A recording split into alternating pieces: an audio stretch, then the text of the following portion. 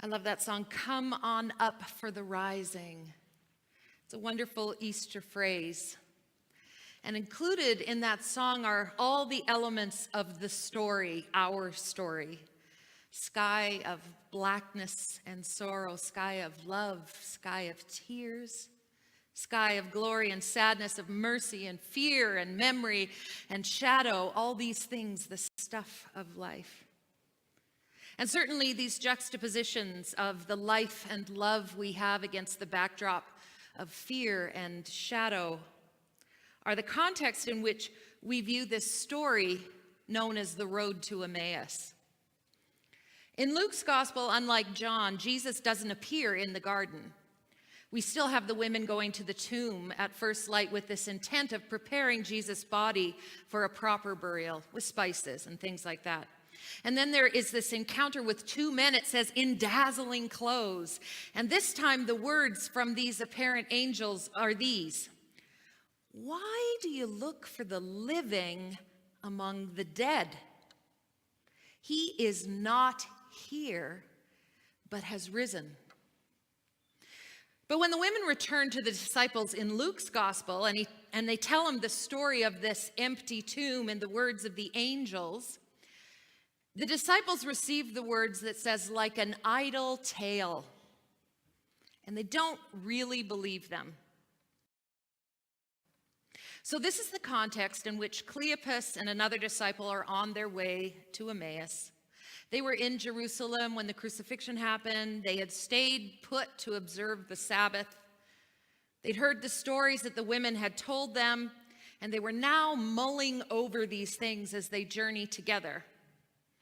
Their journey is a kind of metaphor for what's going on inside of them, for the yearnings of their hearts. For although they've been disciples and they put their trust in Jesus, now he is gone. And not just dead, but crucified. A humiliating end to what had once ignited their souls. And even though some women had told them about their visit to the tomb and what the angels had said, you can't really trust women. They're prone to fanciful notions and idle tales. And so it's time to get on with it, to return to their old lives, to head back home. And maybe they're just a little bit dead inside. And then on the road, as they're engrossed in their conversation about the events of the last 3 days, Jesus comes to them and asks them what they're talking about. But notice they don't recognize him. And the text says that they stand still and they are looking sad. So we know that they haven't really embraced this story that the women have told them. Jesus is not risen for them. They don't really believe it's possible. And when Jesus asks them what's up, they're amazed that he isn't wrapped up in their tragedy as well. He must be a stranger, the only one who hasn't heard the story of what happened in Jerusalem when their teacher, whom they loved, was taken and crucified. And then they kind of add that there are some women who've told us this astonishing story, something about angels that have proclaimed him risen. And even though some of them had returned to the tomb and they'd found it empty, they hadn't seen Jesus. And so they really didn't know what to think. And Jesus, who's still unrecognizable to them, he begins to explain the events of those 3 days in the context of their faith history. And he suggests that what's the problem here is that they were lacking insight. And so he puts this story of crucifixion and resurrection into the context of all the scriptures that they'd studied, and he helps them to understand how even though their teacher had been humiliated in the most public way, this was all part of God's great undertaking. And so they near the village, and kind of as an afterthought, they invite this man who had provided all this understanding for them, they invite him to stay with them.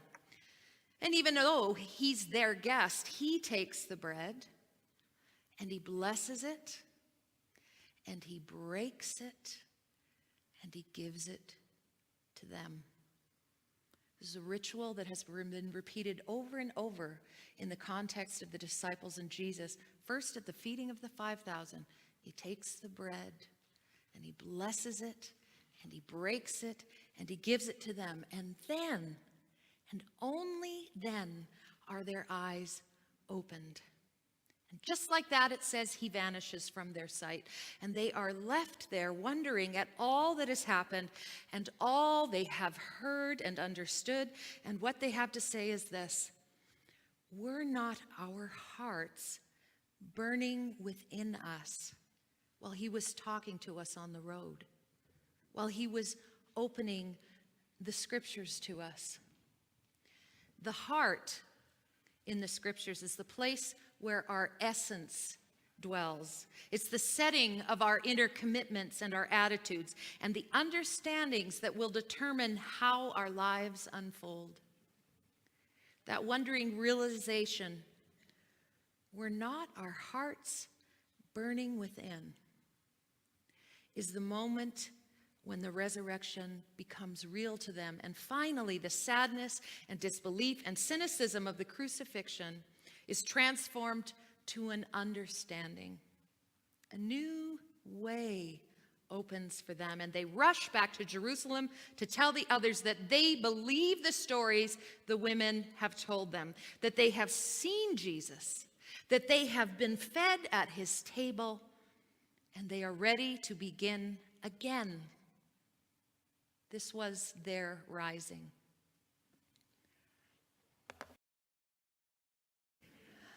So last night we had a screening of Over the Rainbow here at McDougall. And it was a raw and compelling documentary about kids whose lives have been changed at Camp Firefly. It's a 4-day overnight camp in Cochrane for young people from the LGBTQ community. And many of these kids come from rural parts of the province and even the country. There was someone who came all the way from Nova Scotia to go to this 4-day camp. And they come because they desperately need a place where they feel safe, where they can be with others who share their struggles and their triumphs. And many of them have been bullied at their schools and in their lives, and they have parents who don't really understand them, and they are full of questions about who they are and what it means to be gay or trans or bisexual or just questioning. And it isn't hard to see their struggles in the context of crucifixion, because they've been reviled by the crowds too. And they tell stories of these pranks that have scarred them. One of them said they were at an overnight camp and the kids broke up glass and put them in their bed and made it, hoping that they would crawl into bed on top of the glass. And thankfully, she saw this before and cleaned up. But imagine the scars that kind of thing leaves. Imagine being pushed into lockers, of being beaten up by strangers, one of them told us. Strangers who came up behind and beat them up, and of wanting to harm yourself because it seems like there's no way out. And then there is a rising.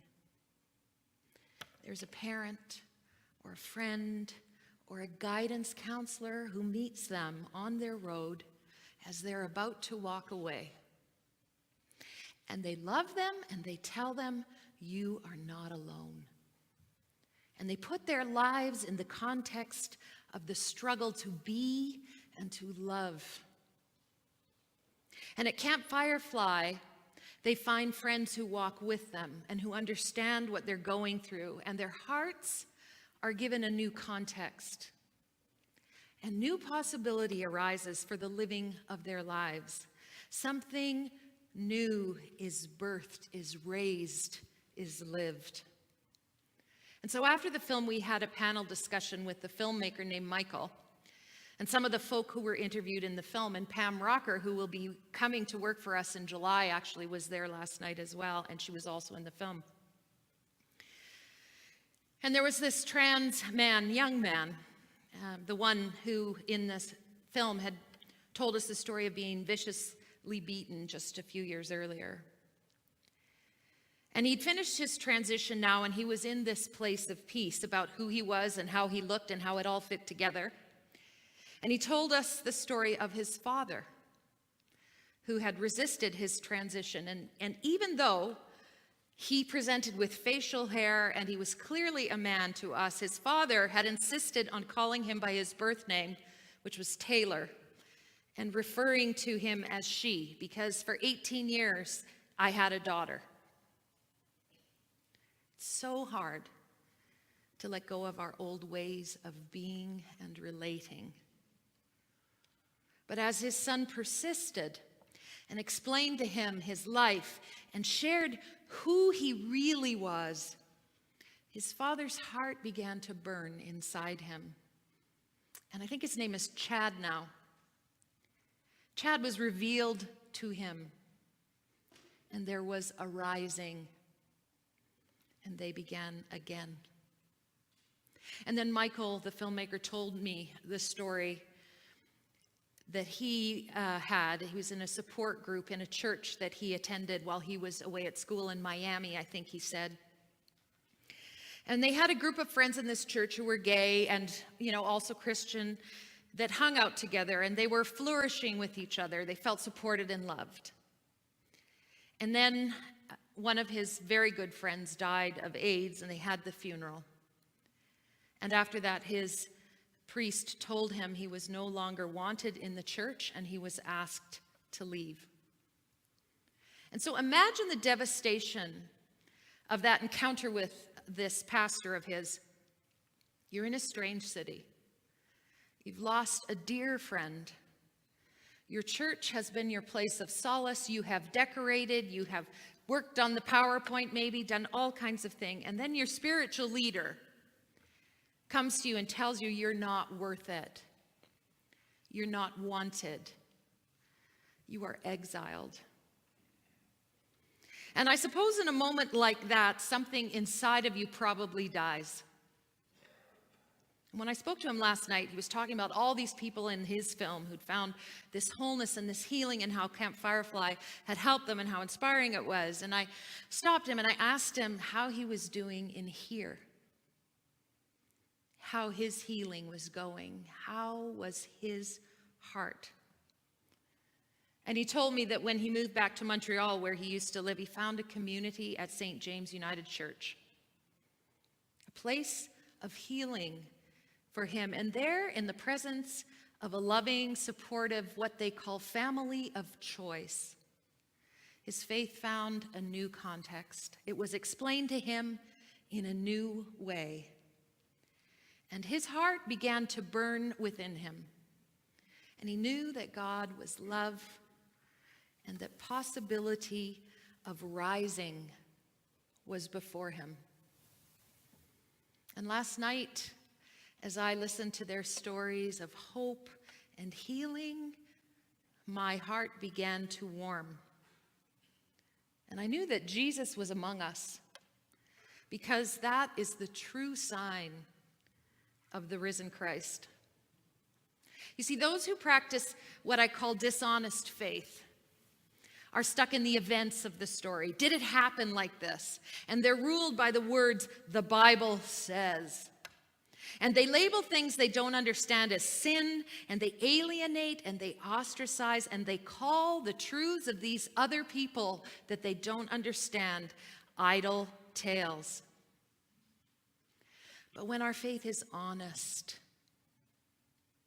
when it is inspired by relationship and connection, we begin to understand that it's not about whether it happened exactly like this. The hope of Easter is that we will rise in the sacred space of this community where we sit at the table and we share ourselves and our lives. We are partaking in resurrection. Our hearts burn within us, and we marvel at the things which God has done. This is celebration. This is sacred.